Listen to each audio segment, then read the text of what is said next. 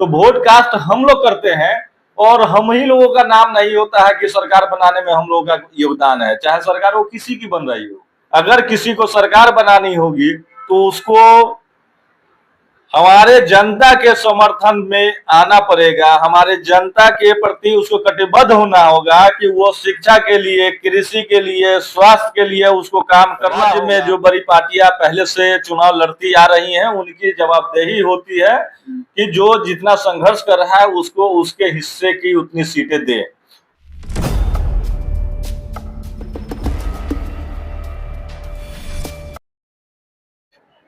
क्या बिहार विधानसभा चुनाव 2025 में चंद्रशेखर आजाद रावण के आने से क्या बदलेगा समीकरण?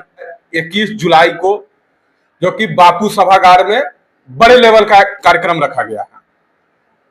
इसी सब मुद्दे पर अभी हमारे साथ आजाद समाज पार्टी के जिला अध्यक्ष राम नरेश जी है। आइए हम इनसे बात करेंगे। सबसे पहले नमस्कार। नमस्कार, जय भीम। और आपके चैनल के जितने भी दर्शक हैं उन सभी को मेरा जय भीम। 21 तारीख को मतलब किन किन मुद्दों पर बात होगा?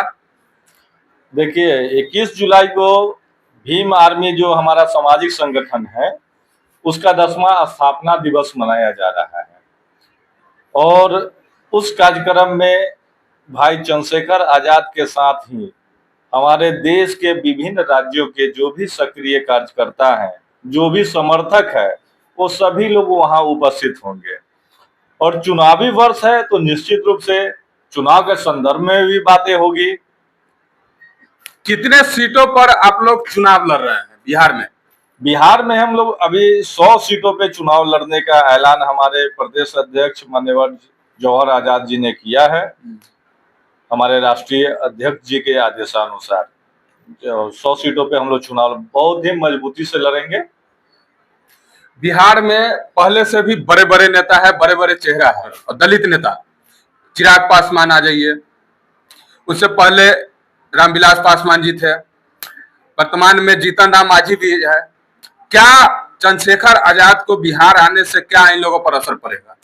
देखिए, अभी वर्तमान में जो हमारा बहुजन वोटर है, बहुजन वोटर में एकाध जातियों को छोड़कर अन्य जो जातियां हैं उन वोटरों की स्थिति यह है कि वो वोट तो परंपरागत तरीके से हर चुनाव में, लोकसभा हो विधानसभा हो, वोट तो करते रहे हैं, लेकिन जितनी भी पार्टियां हैं बड़ी बड़ी, जो आरजेडी है, कांग्रेस है, भाजपा है, जदयू है, ये पार्टियां अभी तक जो है कि हमारे समाज के किसी भी लोगों को रिकॉग्नाइज नहीं करती है। बहुजन का बात तो सारा पार्टी कर रहा है, बात करता है, लेकिन वो रिकॉग्नाइज नहीं करता है। वो न सत्ता में कभी हिस्सेदारी देती है और न ही हमारे समाज के जो लोग हैं उन पे जुर्म, अत्याचार, शोषण होता है तो उसके लिए लोग आवाज उठाते हैं, तो बोलते हैं कि उसने हमको वोट ही नहीं दिया।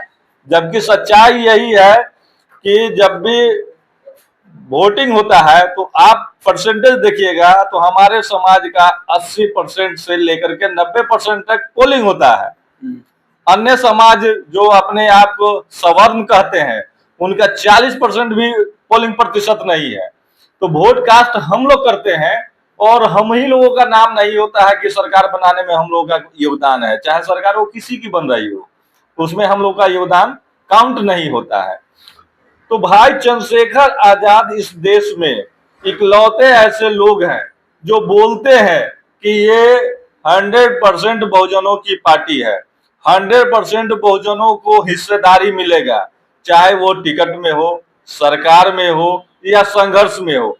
हम 100% सभी के लिए बराबर रूप से संघर्ष करेंगे। और रही बात गठबंधन की, गठबंधन हम लोगों ने आम आवाम से किया है। हम लोगों ने किसी दल से गठबंधन नहीं किया, आम आवाम से हमने गठबंधन किया है कि जितने भी दलित हैं, पिछड़े हैं, अल्पसंख्यक है, धार्मिक अल्पसंख्यक है, ये सभी लोगों का आपस में जो है कि गठबंधन हुआ है। और इस गठबंधन के आकर के हम लोग एक साथ वोटिंग करेंगे और मजबूती से जो है कि खड़े होंगे इस चुनाव में। क्या लग रहा है आपको, बिहार विधानसभा चुनाव इस बार होने जा रहा है और सभी अपना अपना प्रत्याशी घोषित कर चुके हैं, मुख्यमंत्री के दावेदार सभी है। जन स्वराज भी कहते हैं हम मुख्यमंत्री बनेंगे, वो कह रहे हैं हम मुख्यमंत्री बनेंगे, इंडिया अलायंस एक बार कह रहा है जो हम मुख्यमंत्री बने, तो सबका रेस है, लेकिन आपका अभी तक कहीं नहीं दिख रहा है।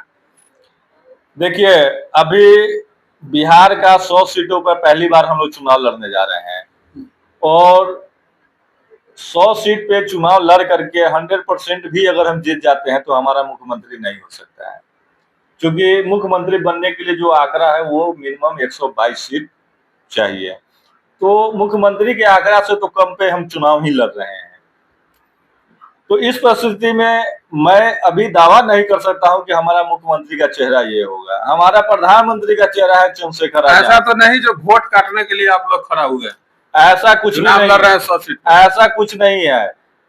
इस 100 सीट में से 90 सीट हो, 80 सीट हो, 50 सीट हो, जितना सीट भी हम जीत करके आते हैं चुनाव, अगर किसी को सरकार बनानी होगी तो उसको हमारे जनता के समर्थन में आना पड़ेगा। हमारे जनता के प्रति उसको कटिबद्ध होना होगा कि वो शिक्षा के लिए, कृषि के लिए, स्वास्थ्य के लिए उसको काम करना होगा।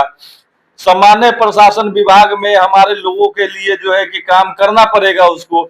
इस बातों पे अगर वो हमसे कटिबद्ध होकर के प्रतिज्ञा करेंगे तो हम लोग उनको समर्थन देंगे सरकार बनाने के लिए, अन्यथा हम लोग सरकार बनाने अच्छा, के लिए सीट जीतने के बाद क्यों समर्थन नहीं गया? उससे पहले आपसे गठबंधन आखिर क्यों नहीं हुआ, क्यों नहीं किया गया?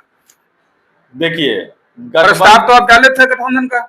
नहीं, हम लोगों ने प्रस्ताव नहीं डाला है और प्रस्ताव नहीं डाला है, लेकिन ये जवाबदेही बनती है जो राज्य में जो बड़ी पार्टियां पहले से चुनाव लड़ती आ रही हैं, उनकी जवाबदेही होती है कि जो जितना संघर्ष कर रहा है उसको उसके हिस्से की उतनी सीटें दे। इसके लिए उन लोगों ने पहल नहीं किया तो नहीं किया, कोई बात नहीं है। हम लोग जितना संघर्ष कर रहे हैं, समाज हमारे साथ है, उतने सीटों पे हम लोग चुनाव लड़ेंगे और जाहिर सी बात है कि हमारा समाज एकजुट होकर के उतना वोट करेगा और हम लोग जीत करके अकेले सक्षम है आप लड़ने में? बिल्कुल बिल्कुल, क्योंकि वो भी बहुजनों की बात करता है, वो भी बहुजन का पार्टी है और आपका भी बहुजन का पार्टी है। आपके चैनल के माध्यम से मैं बता देना चाहता हूं कि अभी तक बहुजनों पे जितना अत्याचार हुआ है, पिछले मात्र 6 महीना का डाटा आप उठा करके देख लीजिए, चाहे कुरहनी की घटना हो या आपका औरंगाबाद की घटना हो या मुजफ्फरपुर कटरा की घटना हो या कुरहनी में एक बच्चे का जो कि स्कूल में घुस करके चाकू मार दिया। बताइए कि कौन सा आप दलित चेहरा जो बोलते हैं, दलित पार्टी का जो अध्यक्ष है, राष्ट्रीय अध्यक्ष का जिसका नाम आप ले रहे हैं, कभी उसने उठाया आवाज? पारू में रुपया हत्याकांड हो गया, कभी आपको लगा कि उस पार्टी का एक भी कार्यकर्ता कैंडल लेकर के रोड पर आया होगा? में तो आए थे तेजस्वी यादव खुद मिलने। वो कब आ गए? कब आए? जब भीम आर्मी आजाद समाज पार्टी के लोगों ने मेडिकल कॉलेज से लेकर के और पीएमसीएच तक उसका साथ दिया। उसके बाद जब उसकी मृत्यु हो गई, उसके बाद प्रशासन से मिल करके, प्रशासन पे दबाव बना करके, और जो भी मुआवजा होना, एक वाजिब मुआवजा होना चाहिए था, वो जब स्वीकृत हो गया है तब जाकर के वो लोग आए हैं यहाँ पर मिलने के लिए। उन्होंने मिल तो लिया, मिलने के बाद उन्होंने किया कुछ तो किया होगा काम, वो काम तो बता दे, चाहे वो तेजस्वी यादव हो चाहे चिराग पासवान जी हो। उन्होंने तो कोई काम किया नहीं, आए अपना फोटो खिंचवा लिए कि हम दलित के दरवाजे गए, उसके बाद वो चले गए। अब अगर हम पे यकीन नहीं होगा तो आप लोगों के पास, आप तो मीडिया है, आपके वो तो आए और सहयोग राशि भी दिए ऑन कैमरा, मतलब वीडियो भी बना। 10-20 हजार रुपया देने से न्याय मिल जाता है क्या? मोटा गड्डी दिख रहा था पैसा का। भाई वही 10-20 हजार, 10 टकिया का नोट लगा दीजिए तो 1 हजार व्यक्त तो किए हैं। वो कब किया है? जब जान रहे थे कि जो भी मदद पहुंचाना था वो भीम आर्मी आजाद समाज पार्टी के लोगों ने वहां पहुंचा दिया है। उसके बाद अगर वो इतना ही मुखर होते तो उस घटना के बाद भी आज भी बिहार में लगातार हत्याएं हो रही है, लगातार बलात्कार हो रहा है।